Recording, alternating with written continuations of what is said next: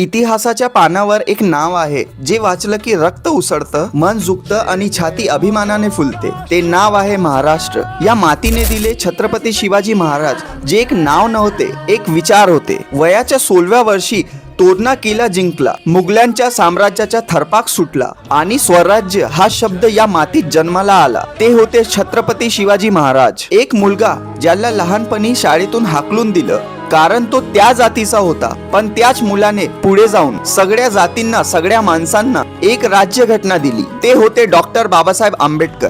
एक स्त्री ज्यावर शाळेत जाताना शेण फेकलं गेलं कारण ती मुलगी होती, कारण ती शिकत होती, पण त्याच स्त्रीने थांबण्याऐवजी स्वतःची शाळा उघडली आणि हजारो मुलींच्या आयुष्यात उजेड आणला. त्या होत्या सावित्रीबाई ज्योतिराव फुले. महाराष्ट्र फक्त महापुरुषांचा नाही, चळवळीचाही घर आहे. भक्ती चळवळ. तुकाराम आणि ज्ञानेश्वरांनी भक्तीला सामान्य माणसापर्यंत पोहोचवलं. लावणीच्या ठेका, वारली कलेची साधीपणा, गणेश उत्सवाची ऊर्जा आणि लाखो वारकरी फक्त पांडुरंगांच्या ओळीने पायी चालत येतात. सह्याद्रीच्या हिरव्या दर्या, कोकणाचा निळा किनारा, अजिंठा वेरूळच्या प्राचीन कहाण्या, निसर्गही इथे एकाला कवीसारखा बोलतो. हीच महाराष्ट्राची खरी श्रीमंती आहे. हे राज्य फक्त नकाशावरचा एक तुकडा नाही, हे एक विरासत आहे, एक चळवळ आहे आणि एक अभिमान आहे. महाराष्ट्र दिनांचा तुम्हाला हार्दिक शुभेच्छा. जय महाराष्ट्र.